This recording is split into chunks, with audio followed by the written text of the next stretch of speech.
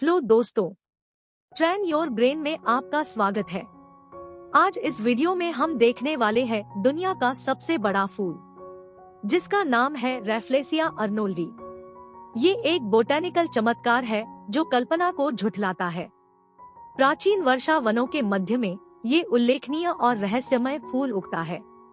ये प्रकृति की हमारी समझ को चुनौती देता है और एक बोटैनिकल मास्टरपीस है जो वैज्ञानिकों और साहसी लोगों को समान रूप से मोहित और आश्चर्यचकित करती है। इसके बावजूद आप इस फूल के पास जाना पसंद नहीं करोगे। आज हम दक्षिण पूर्व एशिया के केंद्र में एक यात्रा पर निकले हैं।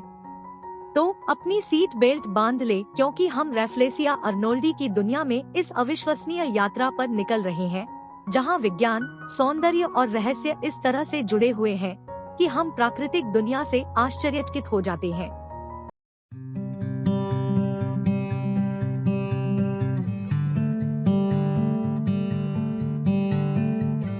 रैफ्लेसिया अर्नोल्डी या द कोर्प्स फ्लावर या जाइंट पद्मा परजीवी जीनस रैफ्लेसिया में पौधे की एक प्रजाति है। यह पृथ्वी पर सबसे बड़ा व्यक्तिगत फूल पैदा करने के लिए विख्यात है। यह सुमात्रा और बोर्नियो के वर्षावनों में उगता है। हालांकि टाइटन अरुम, अमोर्फोफेलस टाइटेनम और टेलीपोर्ट पाम, कोरिफा अम्ब्राकुलिफेरा जैसे बड़े फ्लावरिंग ऑर्गन्स वाले कुछ पौधे हैं, लेकिन तकनीकी रूप से वे कई फूलों के समूह हैं। रैफ्लेसिया अर्नोल्डी इंडोनेशिया के 3 राष्ट्रीय फूलों में से एक है। अन्य 2 सफेद चमेली या जस्मीनुम सैम्बैक और मून ऑर्किड या फेलिनोप्सिस अम्बिलिस है। विवरण: यद्यपि रैफ्लेसिया एक वास्कुलर पौधा है, इसमें देखने योग्य पत्तियां, तना या यहाँ तक कि जड़ें भी नहीं होती है और इसमें क्लोरोफिल भी नहीं होता है। यह टेट्रास्टिग्मा जीनस की लताओं पर होलोपैरासाइट के रूप में रहता है। फंगस के समान ये पूरी तरह से आसपास के मेजबान कोशिकाओं के भीतर और घनिष्ठ संपर्क में होते हैं, जिनसे ये पोषक तत्व और पानी प्राप्त करते हैं। इसे मेजबान पौधे के बाहर तभी देखा जा सकता है जब यह प्रजनन के लिए तैयार हो। रैफ्लेसिया का एकमात्र हिस्सा जिसे विशिष्ट रूप से पौधे की तरह पहचाना जा सकता है, वह है फूल। हालांकि ये भी असामान्य है, क्योंकि वे विशाल अनुपात प्राप्त करते हैं। उनका रंग लाल या भूरा होता है। रैफ्लेसिया अर्नोल्डी का फूल लगभग 1 मीटर यानी 3.3 फीट के व्यास तक बढ़ता है, जिसका वजन 11 किलोग्राम या 24 पाउंड तक होता है। ये फूल बहुत बड़े, गोभी जैसे मरून या गहरे भूरे रंग की कलियों से निकलते हैं। आमतौर पर कलियां लगभग 30 सेंटीमीटर चौड़ी होती है, लेकिन मई 1956 में माउंट सागो, सुमात्रा में पाई गई अब तक दर्ज की गई सबसे बड़ी फूल कली व्यास में 43 सेंटीमीटर यानी 17 इंच की थी। प्राकृतिक परिवास: रैफ्लेसिया अर्नोल्डी द्वितीयक और प्राथमिक दोनों वर्षावनों में पाया जाता है। आर अर्नोल्डी की एकमात्र मेजबान पौधे की प्रजाति पश्चिम सुमात्रा में टेट्रास्टिग्मा ल्यूकोस्टाफिलम है। टेट्रास्टिग्मा स्वयं एक प्रकार के परजीवी हैं, जो प्रकाश तक पहुंचने के लिए आसपास के अन्य पौधों की ताकत और सीधी वृद्धि का उपयोग करते हैं।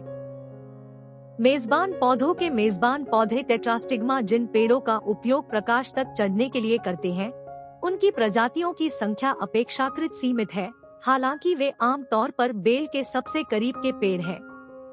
टेट्रास्टिग्मा अक्सर उपछाया स्तर पर अपने मेजबान को पूरी तरह से ढक सकता है, जिससे प्रकाश इस हद तक अवरुद्ध हो जाता है कि छत्र के नीचे का वन तल पूरी तरह से अंधेरा हो जाता है। यह स्पष्ट रूप से रैफ्लेसिया अर्नोल्डी द्वारा पसंद किया जाता है, क्योंकि सबसे अधिक गांठें सबसे अंधेरे स्थानों पर पाई जाती है। रैफ्लेसिया अर्नोल्डी को अल्कलाइन, न्यूट्रल और एसिडिक मिट्टी में उगने वाले मेजबानों को संक्रमित करते पाया गया है। यह पानी से ज्यादा दूर नहीं पाया जाता है। यह 490 से 1024 मीटर की ऊंचाई तक पाया गया है। प्रजनन: कलियां विकसित होने में कई महीने लगते हैं और फूल केवल कुछ दिनों तक ही टिकते हैं। फूल एकलिंगी होते हैं, या तो नर या मादा। इस प्रकार सफल परागण के लिए दोनों फूलों की आवश्यकता होती है। जब रैफ्लेसिया प्रजनन के लिए तैयार होता है, तो उसके मेजबान की जड़ या तने के बाहर एक छोटी कली बनती है और 1 वर्ष की अवधि में विकसित होती है। गोभी जैसा सिर जो विकसित होता है, वह अंततः फूल को प्रकट करने के लिए खुलता है। पुंकेसर फूल के अंदर एक नुकीली डिस्क से जुड़े होते हैं। फूलों से निकलने वाली सड़ते मांस जैसी दुर्गंध मक्खियों और भृंगों को आकर्षित करती है। सफलतापूर्वक परागण करने के लिए मक्खियों या भृंगों को उसी क्रम में नर और मादा दोनों पौधों पर जाना चाहिए। उत्पादित फल गोल बेरीज जैसे होते हैं, जो असंख्य सूक्ष्म बीजों से भरे होते हैं। ड्रोसोफिला कोलोरेटा, क्राइसोमिया मेगासिफला और सर्कोफेगा हेमोराहाइडेलिस मक्खियां देर से आने वाले फूलों पर आती है। जीनस यूप्रेनोलेपिस की काली चींटियां विकासशील फूलों की कलियों को खा सकती हैं, शायद उन्हें मार सकती हैं। दुर्गंध। रैफ्लेसिया अर्नोल्डी, जिसे कोप्स फ्लावर या स्टिंकिंग कोप्स लिली के रूप में भी जाना जाता है, अपनी दुर्गंध के लिए प्रसिद्ध है।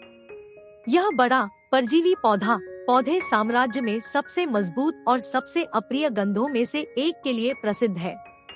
रैफ्लेसिया अर्नोल्डी की गंध इसके जीवन चक्र में एक विशिष्ट उद्देश्य को पूरा करती है।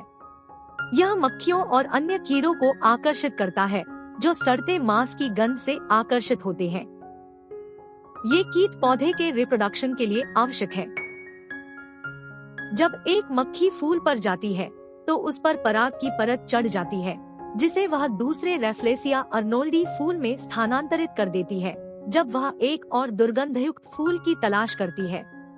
यह परागण प्रक्रिया पौधे के अस्तित्व के लिए महत्वपूर्ण है। गंध को अक्सर सड़ते हुए मांस के समान बताया जाता है, जिससे पौधे को अपना सामान्य नाम मिला। जबकि गंध मनुष्यों के लिए घृणित है, यह एक आकर्षक अनुकूलन है जो रैफ्लेसिया अर्नोल्डी को अपनी रिप्रोडक्शन रणनीति को पूरा करने में मदद करता है। संरक्षण। इसका मूल्यांकन IUCN रेड लिस्ट के लिए नहीं किया गया है। इकोटूरिज्म को इस प्रजाति के लिए मुख्य खतरा माना जाता है। जिन स्थानों पर पर्यटक नियमित रूप से आते हैं, वहां प्रति वर्ष उत्पादित फूलों की कलियों की संख्या में कमी आई है। Thank you for watching the video. Please support the channel, like, share and subscribe.